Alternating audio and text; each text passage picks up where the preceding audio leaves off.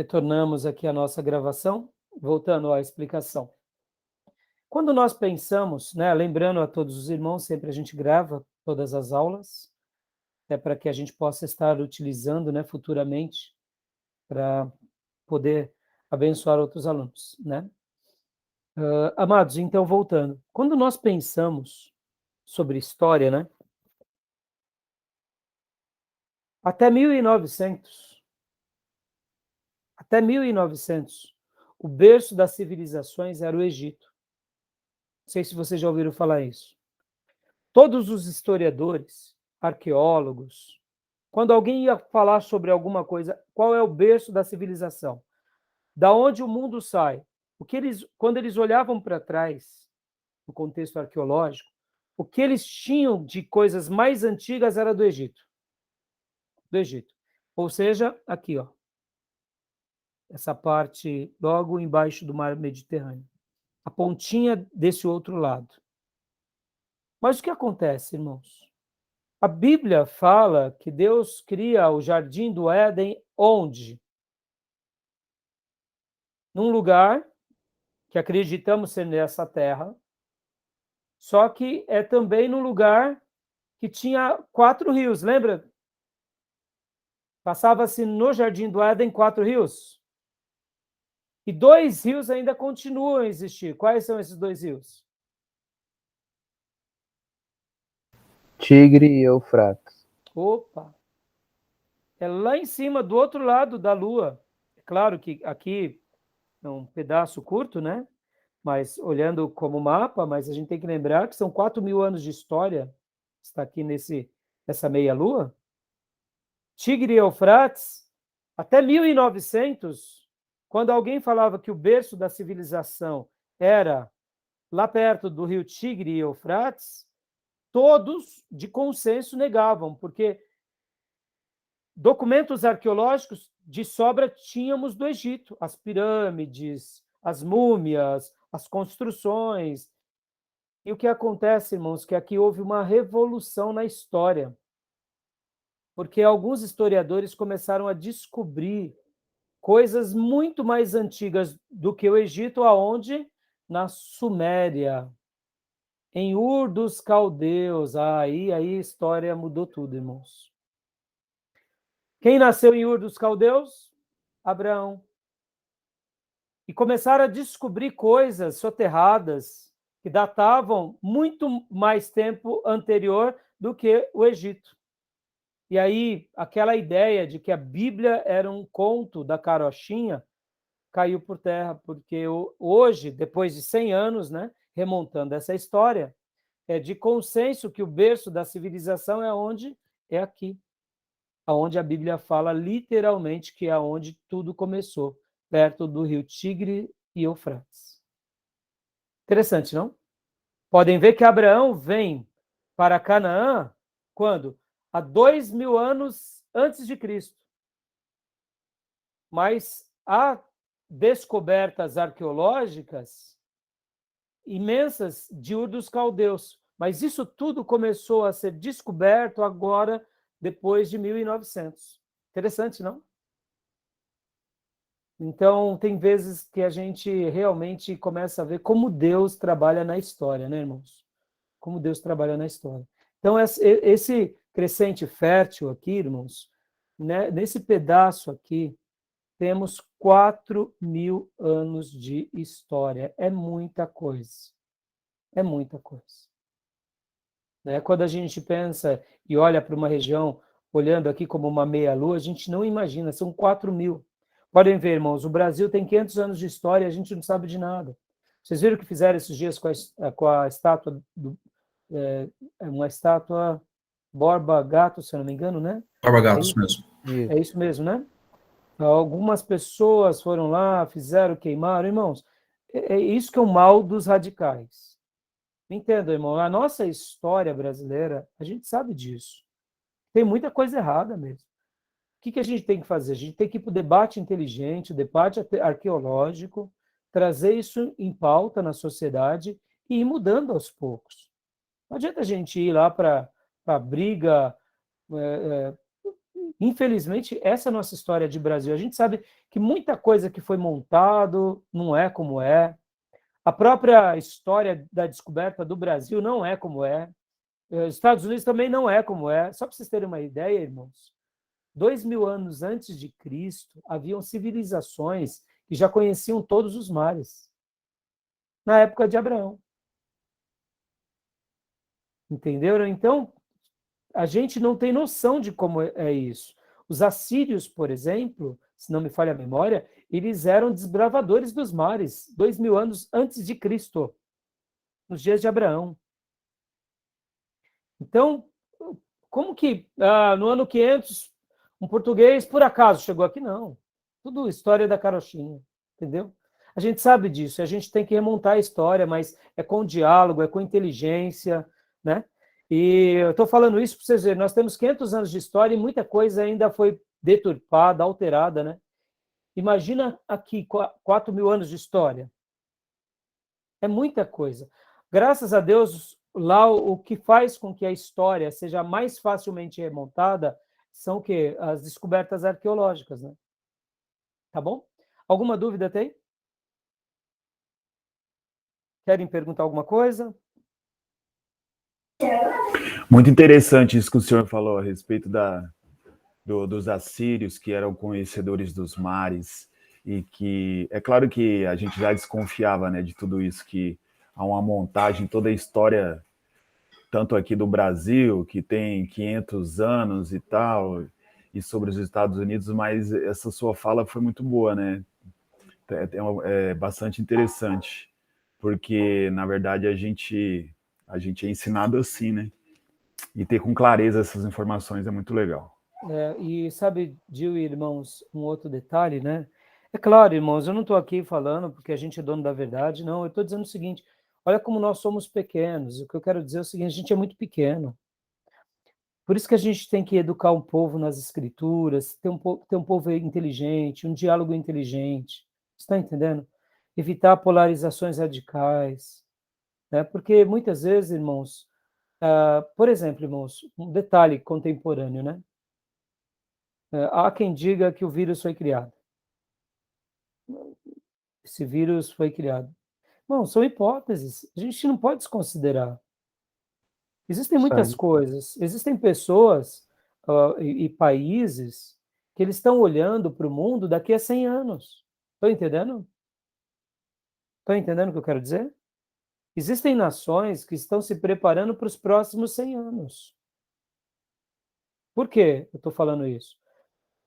Vamos usar aqui uma nação que é nossa anfitriã e amiga, mas que eu particularmente tenho uma grande admiração, mas tenho muito medo, os americanos. Irmãos, os americanos, para poder se tornar o que eles tornaram, eles industrializaram o país inteiro, eles acabaram com tudo que tinha lá. E eles precisam de um quintal para plantar.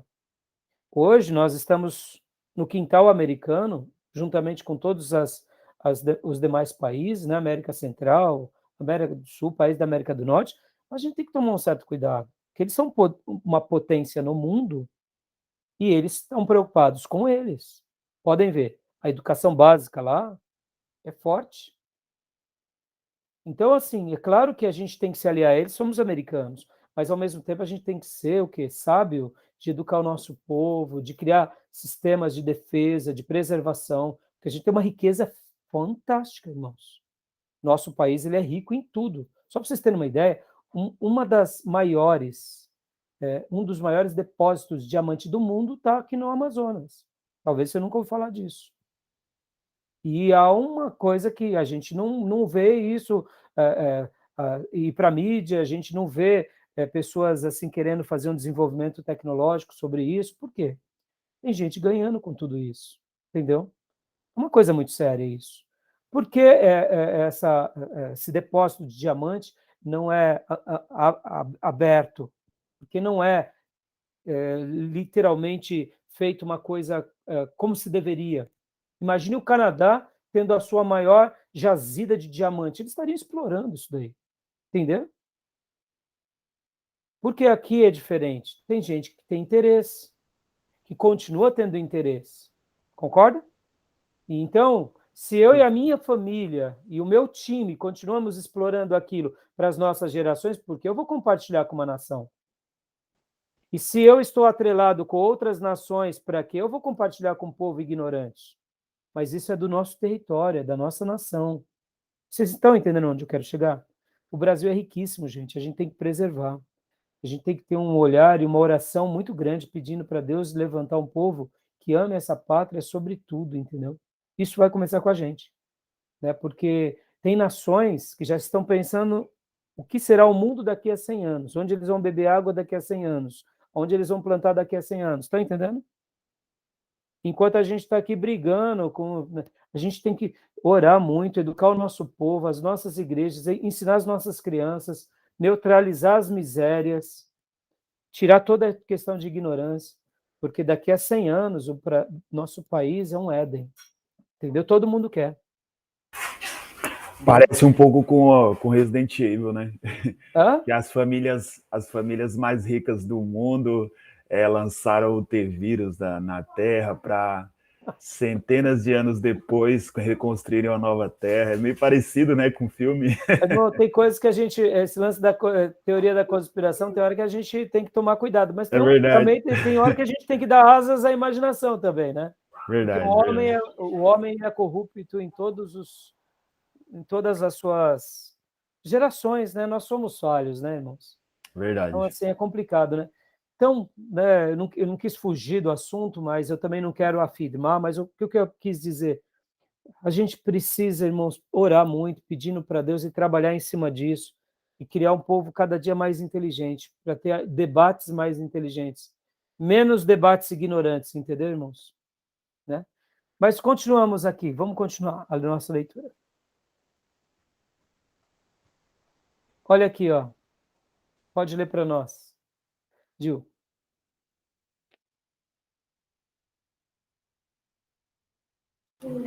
Vou ler, pastor. Aqui nós temos as figuras, né? Os cartógrafos medievais representam o mundo por um círculo, com Jerusalém no centro. Aí aqui tem as figuras. É interessante, né? Interessante. Eles diziam que Jerusalém era o centro de tudo e que a Grécia estava a 2.400, é aproximado, tá, gente? Quilômetros da Grécia. A Caldeia, 2.400. Vocês têm noção o que é 2.400 quilômetros, irmãos? Mais ou menos? Vamos lá. Daqui... Desculpa, Diogo, pode falar. Acredito que seja como daqui Santa Catarina, mais ou menos. Não. Daqui no Rio de Janeiro é 500 quilômetros. Eu estive no Pernambuco há um tempo atrás e tinha rodado, se não me engano, cerca de 1.700 km daqui para lá. 1.700 daqui para lá, né? Deixa eu só confirmar se essa informação está correta, mas não dava 2.000, não. Deixa eu confirmar aqui. Não dava 2.000, mas 2.000 quilômetros é aproximadamente daqui Ceará. Aí. Olha aí. Vamos pensar agora daqui no Maranhão. Deve estar perto, entendeu? Ou seja, é longe, gente. Muito.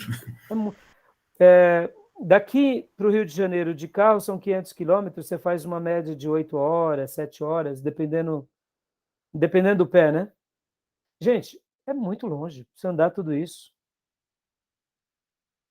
Pensem em vocês que uma São Silvestre tem 15 quilômetros. Vamos minimizar aqui. Estamos aqui no Alto Tietê. Alto Tietê. Ferraz de Vasconcelos até Itaquera é por volta de 18 quilômetros. É longe. É longe. Se a gente pensa, aqui Alto Tietê, onde estou até 50 quilômetros, é Zona Norte. Pensa, andando daqui até a Zona Norte, quantas horas? 50 quilômetros. Pastor, só corrigindo, dado aqui no Pernambuco mesmo, 2.420 km. 2.420, né? Então é isso aí. Recife. Você vê, mas é longe demais. Então, quando a gente pensa assim, 2.400 era muito longe naqueles dias. Que o grupo melhor, vamos dizer assim, andava a cavalo ou a carruagem. E mesmo assim tinha que dar descanso para o cavalo, porque senão ele morre, né? Tinha que dar pausa dele, para ele repousar, comer, e para ele poder voltar. Ou seja, eram dias. Então, essa ideia cartográfica era uma ideia antiga, onde Jerusalém era o centro. Agora, por que Jerusalém era o centro, irmãos? Porque estava focado, né? Quase todas as questões religiosas no mundo ali. Podem ver que depois de Jesus, tem a questão da conquista dos árabes em Jerusalém. Então, Jerusalém sempre foi um lugar onde foi o centro mesmo do mundo. Então é interessante essa questão, né? É bom para a gente saber um pouco, ter uma noção, né? Vamos lá, vamos ler mais um pouquinho?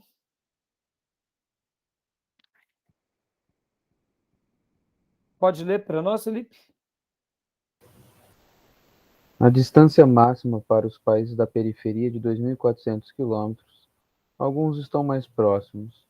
À primeira vista, a ideia parece-nos infantil, pois quando examinamos geograficamente a terra de Canaã, ela não é e nem pode ser o centro do mundo. Contudo, quando o exame se faz pelo curso dos acontecimentos, essa conclusão é inevitável. Além disso, se um cartógrafo moderno limitasse o mundo ao fértil crescente, veria Canaã como o centro do mundo. Veja o que diz sobre isso o Dr. James McAdams, ex-professor de arqueologia bíblica do Southern Baptist Theological Seminary de Louisville, Kentucky. Um círculo que tivesse um raio de 1.500 milhas e cujo centro fosse Jerusalém, não incluiria todos os países principais mencionados no Antigo e Novo Testamento, mas também o território de uma vasta extensão nunca relacionado com o povo de Israel. A parte ocidental desse círculo incluiria Roma, a capital dos Césares. A parte oriental circundaria a Caldeia, a Pérsia, a Média e a Sítia. Na parte meridional cairiam toda a península da Arábia e as regiões inexploradas da Etiópia. Deixa eu subir um pouquinho, meu irmão. Aí.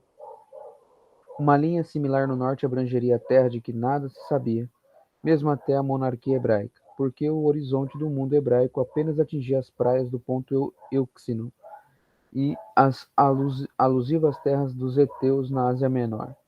Num círculo restrito, outras importantes relações apareciam. Atenas, por exemplo, não distava de Jerusalém, mas de Ur dos Caldeus. Tebas e Babilônia ficavam a igual distância de Jerusalém. Mênfis, sobre o Nilo, e Amate, sobre o Orontes, eram localizadas somente 300 milhas da cidade de Davi, enquanto quase em direção ao oeste, praticamente a mesma distância, ficava Alexandria, fundada pelo grande Macedônio, que nela vira a possibilidade do império para 3 continentes.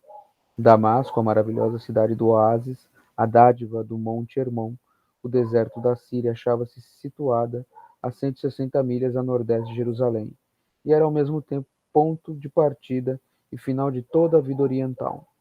Finalmente, dentro do percurso de um círculo semelhante, ficavam as fronteiras da terra de Gósen, no Egito, o deserto de Parã, na península do Sinai, e Selá, a rocha, fortaleza dos filhos de Esaú, no monte Seir.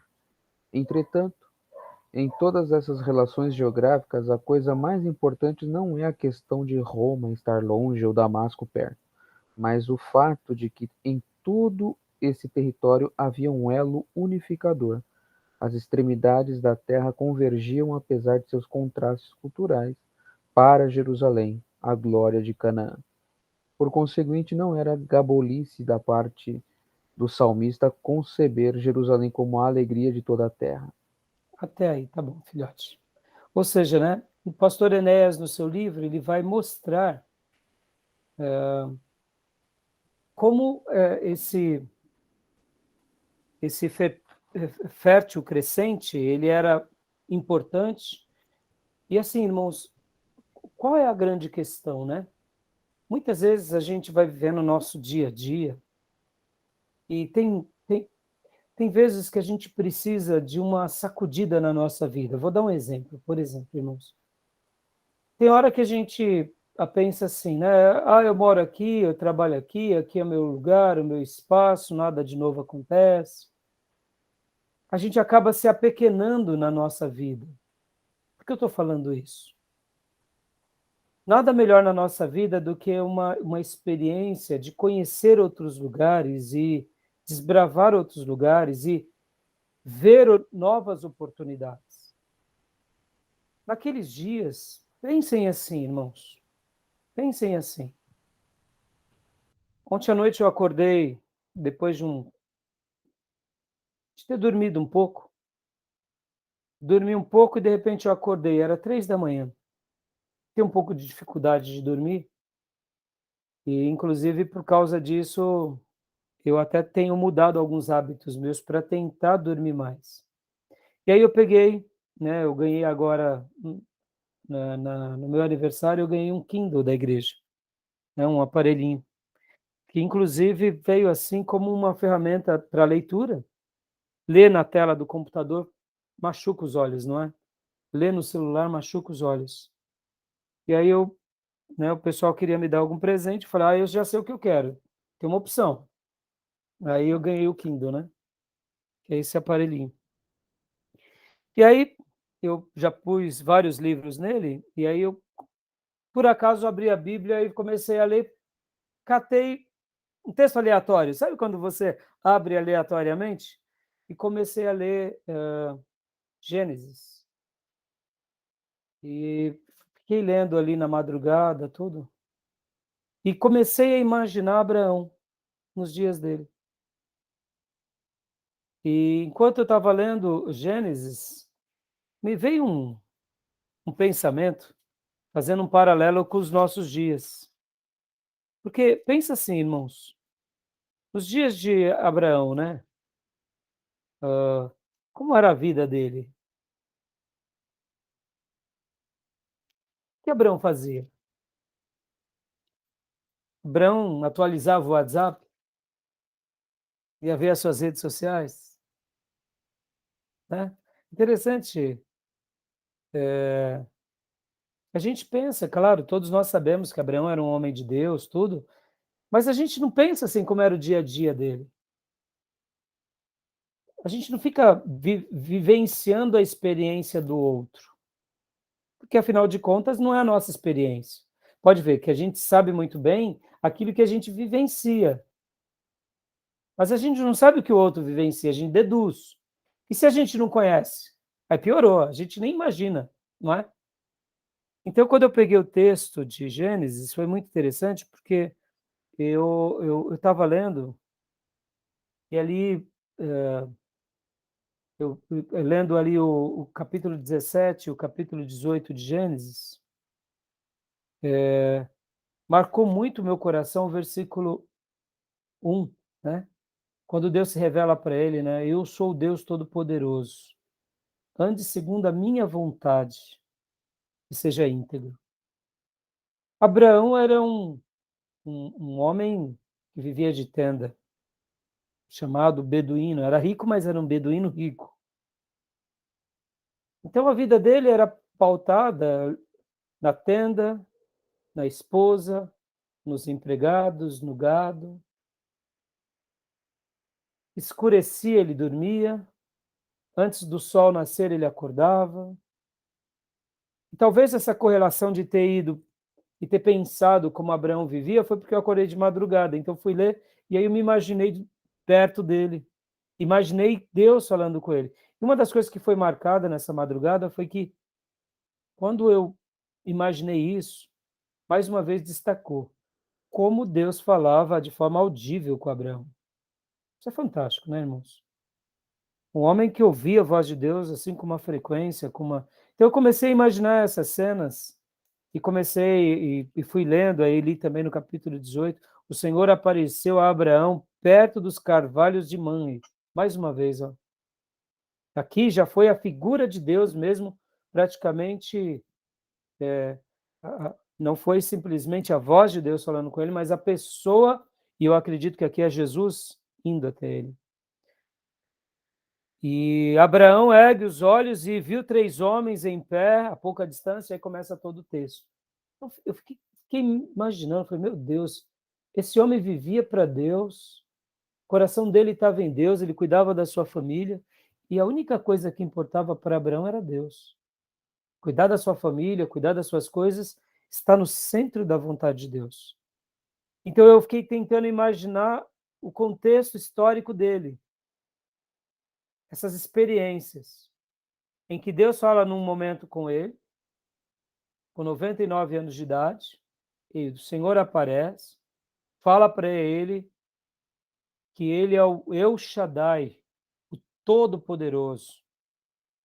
Ande segundo a minha vontade e seja íntegro. Olha o que Deus pede. Forte demais. Fique na minha vontade e se conserve em integridade. E no outro dia, no meio do sol quente, ele está sentado ali na porta da tenda e perto dos carvalhos de Manre ele vê 3 homens e ele vai. Olha que cenas fantásticas.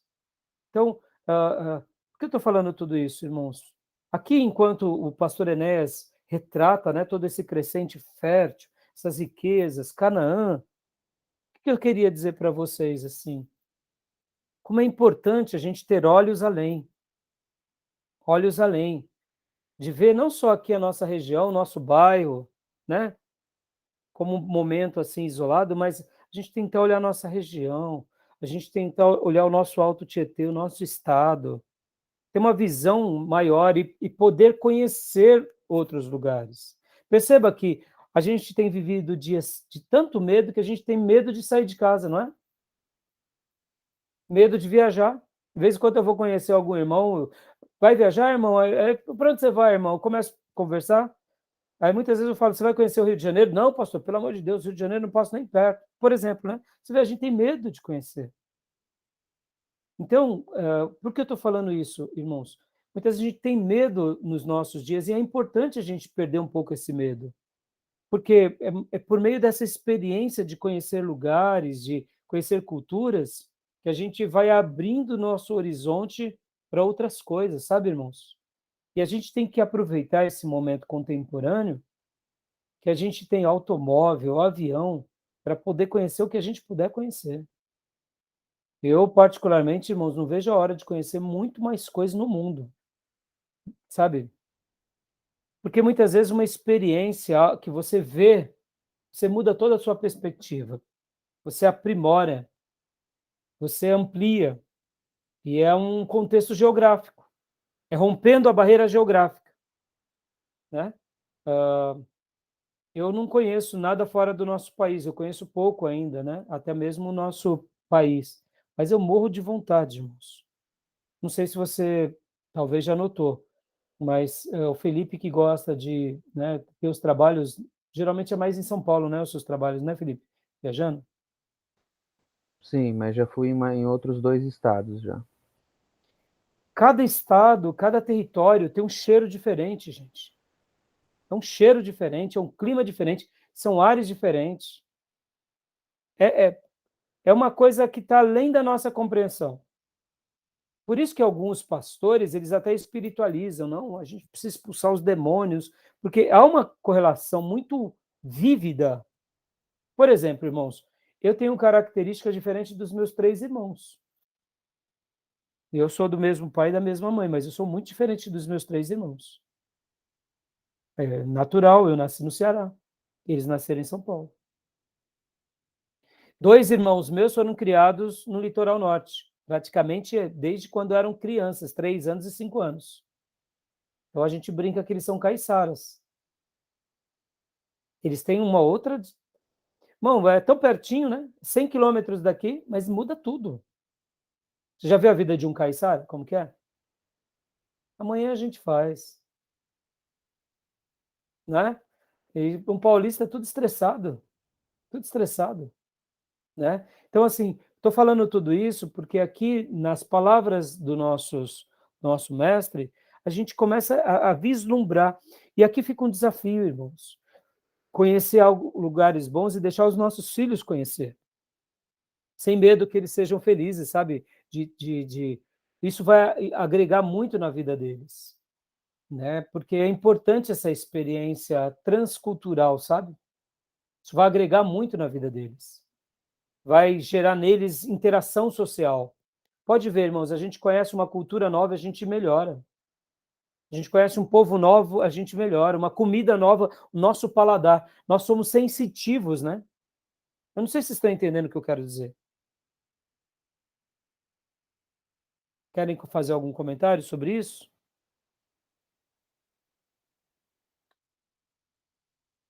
Não? Não, isso que o senhor falou tem toda a relação mesmo.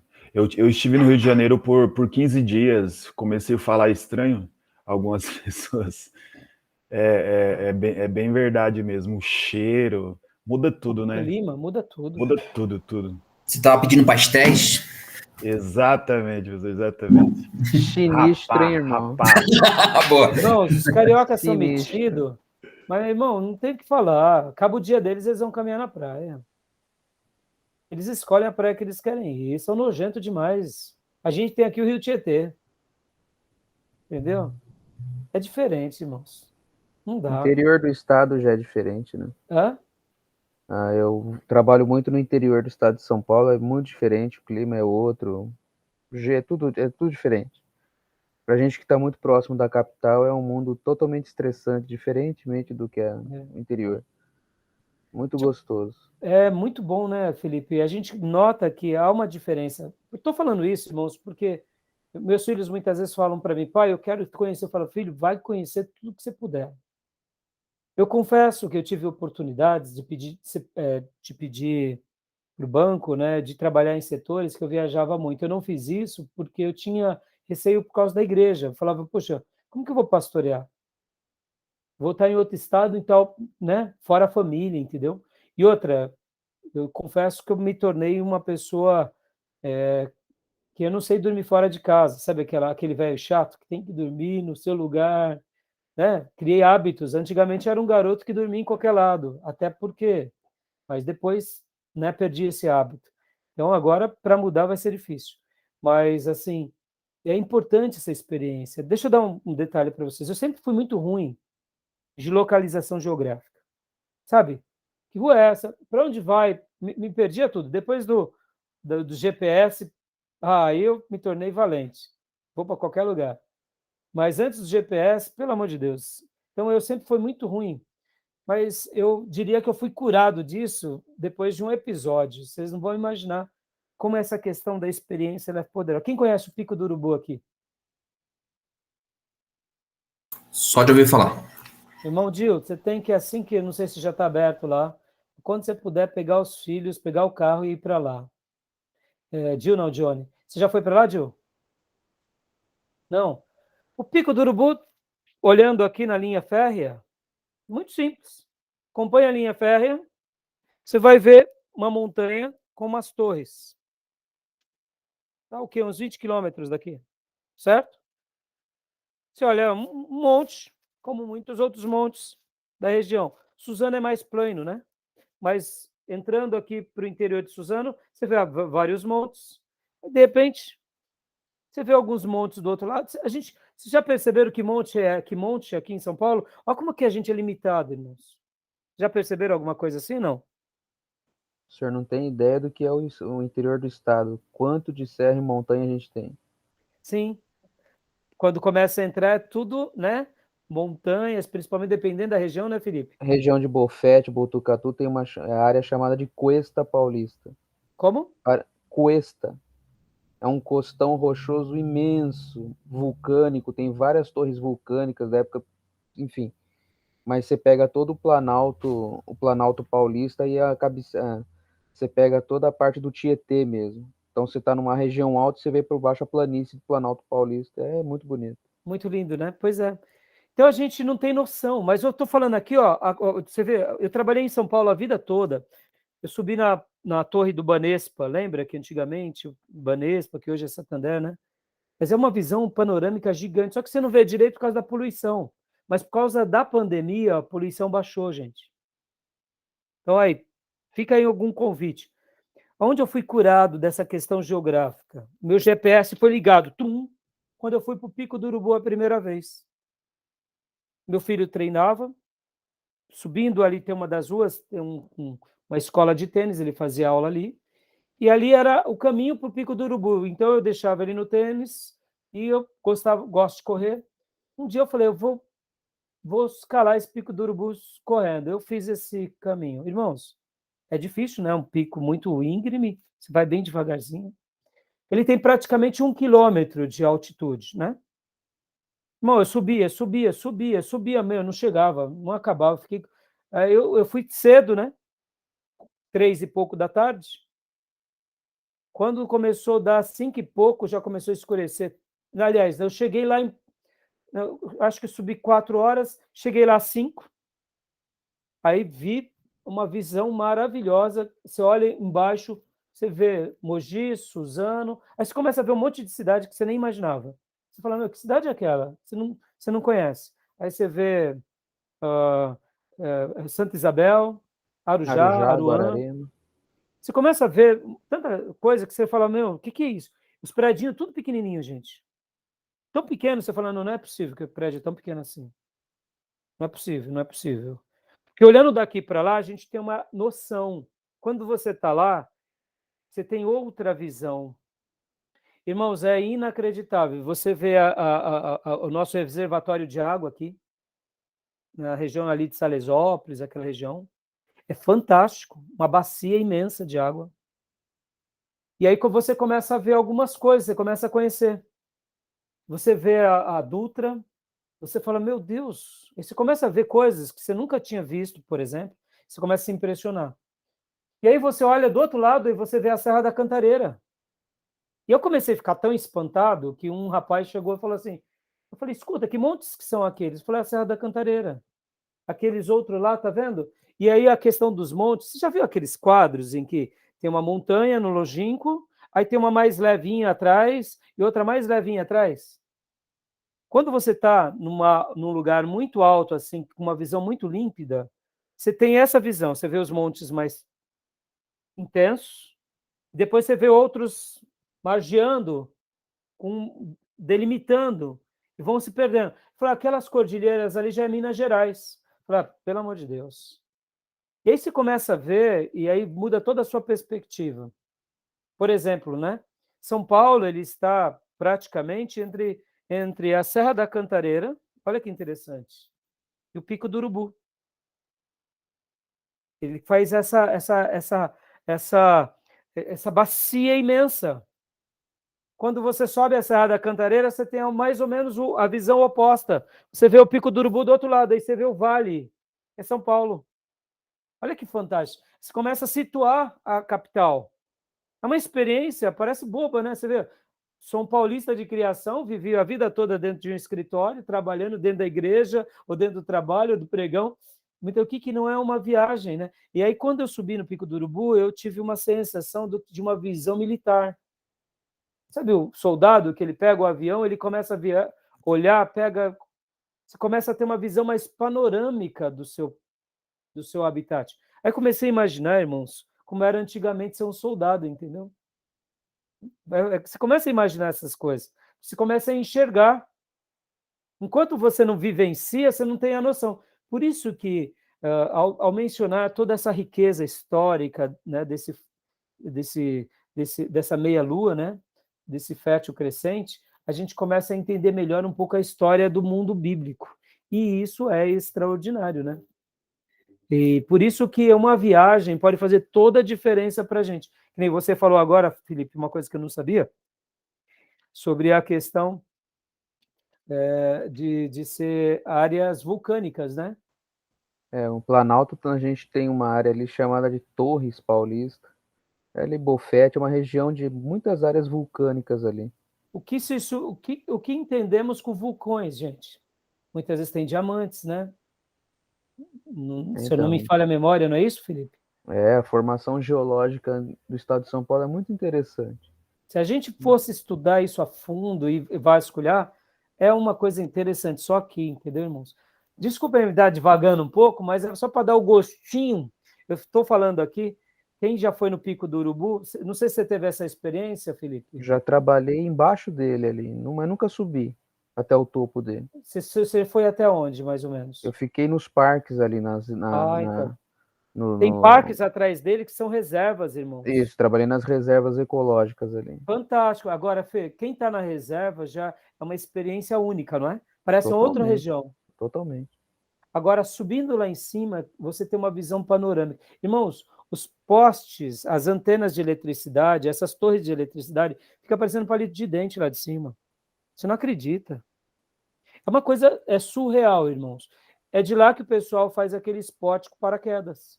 Como é que é o nome? Parapente. Para o peito, né? Alguma coisa assim. Parapente. Parapente. Eles ficam ali passeando ali, ó, curtindo, porque tem ali muita corrente. É uma delícia, é extraordinário, gente. Vale a pena o passeio. Uma Então, coisa continua aqui, interessante filho. no mapa, o primeiro mapa que mostra a meia-lua, está situado bem lá em cima, quase apagadinho, a região do Ararat, né? Sim, E é justamente ali que acredita-se que a arca pousou, né? sim. Que a arca ficou ali depois que as águas baixou. Então, a partir dali, a civilização toma toda essa região, né? É super interessante, né? Lê mais um pouco aqui para a gente, filho. Aqui você terminou Assim aqui a alegria conclui, de toda a terra, né? Pode ler aqui em diante. Os profetas. profetas que descreviam em termos brilhantes a procissão de reis e nações subindo ao Monte Sião a fim de participarem da sua luz e lei, prefiguravam a centralidade desse lugar cuja influência decididamente tem impressionado o mundo. Assim conclui-se que Jerusalém não era o centro geográfico do mundo, mas a cidade estratégia, e estrategicamente posta por Deus para onde a atenção do mundo inteiro se voltaria na plenitude dos tempos. Gálatas 4:4, com o Até advento de aí. Jesus Cristo, Filho de Aí, Deus. olha a estratégia de Deus, né? Saber que Jerusalém não é o centro do mundo, mas para a revelação do Filho de Deus foi estratégico. Na plenitude dos tempos, em um lugar veio Jesus. Dê mais essa frase para nós, filhote, e aí a gente vai para o próximo capítulo. Canaã era uma meta a ser alcançada. Temos então a razão de Deus fazer convergir o curso da história do mundo antigo para esse pedaço de terra disputado pelas potências do passado próximo e remoto e ainda na atualidade. A importância não está tanto na posição geográfica de Canaã, como no que nela se desenrolou, principalmente no que tange ao Messias, o Filho de Deus. Tendo em vista esse grandioso fato, Deus preparou Canaã, chamou Abraão à terra da promessa, a terra gloriosa. Deu-lhe bens extensivos aos seus descendentes.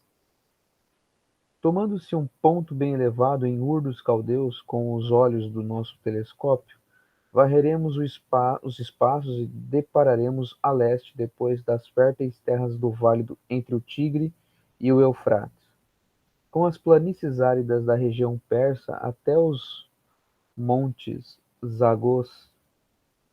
A sudeste encontraremos o Golfo Pérsico, com seus encantos naturais e fabulosas riquezas. A sudoeste ficam as terras da Península Arábica, importantes para terem sido o berço de quase todos os povos de origem semita. A ocidente desde Ur, avistaremos o gigantesco deserto da Arábia, perigoso por suas dunas e pelos nômades que se deslocam com frequência por toda a região. Na ponta extrema ocidental do deserto encontraremos a verde e exuberante vegetação das terras de Gileade. Prosseguindo, chegaremos às montanhas da Judéia e, por fim, ao Mediterrâneo. Ao norte de Ur, temos o vale da Mesopotâmia, mais fértil e mais extenso do que a terra do Egito, e encantador como Canaã. E aí? Por isso que, assim, irmãos, uma coisa que eu peço para vocês, né? É um livro, assim, o livro é riquíssimo. Até hoje, o livro do pastor Enéas continua sendo um clássico nos seminários. Ele escreveu esse livro na década de 70 e até hoje esses livros são clássicos. Clássicos e uma bênção para nós. Você vê quanta descrição. Eu sei que para nós que estamos aqui fazendo teologia, a gente não vai ficar, por exemplo, parando demasiadamente em detalhes geográficos tendo a necessidade de, como que eu posso dizer para vocês, irmãos, de decorar isso. Isso não vai ficar caindo na prova, até porque eu acho assim que eu quero que vocês entendam o panorama, entendam o contexto, saibam fazer uma leitura das páginas da Bíblia, para poder ter o quê? Uma interpretação de uma passagem com mais coesão. Por que eu estou falando isso? Porque se a gente não souber esses detalhes, a nossa mensagem ela pode ser comprometida.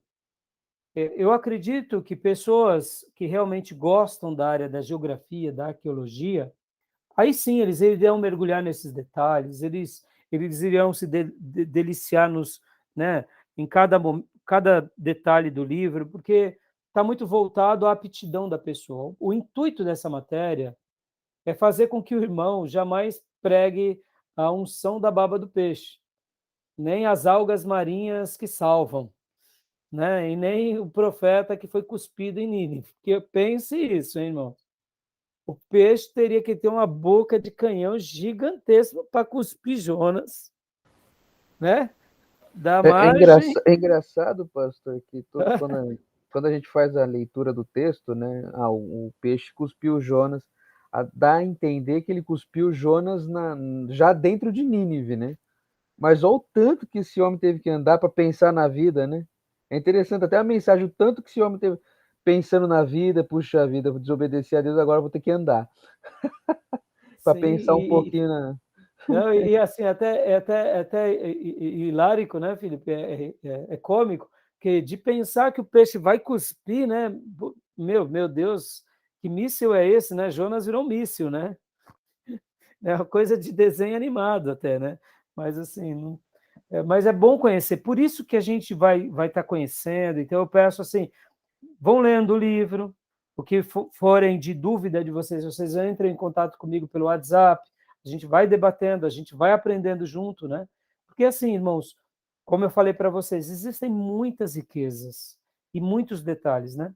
Então agora vamos pular mais um pouquinho aqui, deixa eu pegar um pouquinho mais da frente aqui, queria ler mais uma parte aqui para vocês, só para a gente dar uma pontuada. Esse outro mapa aqui está lindo. Eu quero ler aqui.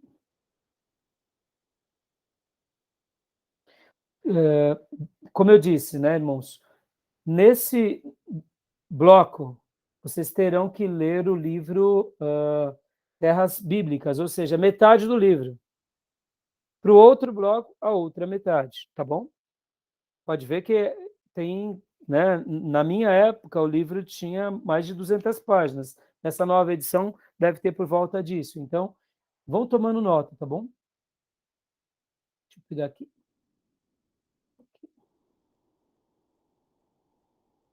Aqui. Em outra vez citamos James Adams. Pode ler para nós, Gil. Em termos longitudinais. Qual página que o senhor está, o pastor? Aqui é a página. Acho que é a 18. Isso, aqui seria o último parágrafo. Que o meu livro é o antigo. Ah, sim. Outra numeração. Tá. Em termos longitudinais, os países principais do mundo bíblico ficaram bem dentro dos arcos que representam 55 graus leste e 5 graus a oeste. Um território que se estende do Planalto Pérsico, do Estreito de Gibraltar, correspondente a essa área geográfica, cai dentro da latitude norte entre 20 graus e 45 graus. Até aí. Eu não vou colocar na prova uma pergunta dessa, tá, irmãos? Quer matar vocês, né? Por favor.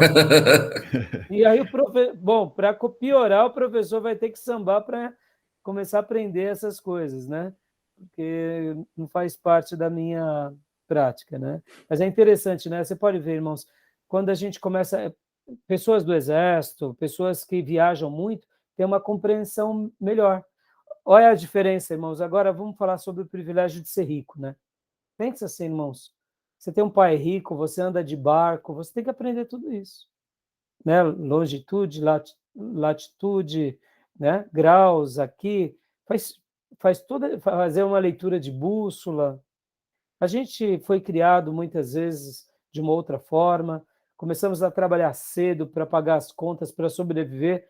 O nosso ônibus e o trem é a longitude de 10 minutos andando, né? Muda tudo, né? 1 hora de carro. É importante conhecer isso, mas você vê, uma pessoa que desde cedo é criada no contexto de riqueza, ele vai tendo uma experiência até mesmo de saber codificar essas coisas. Muda tudo, né? Muda tudo.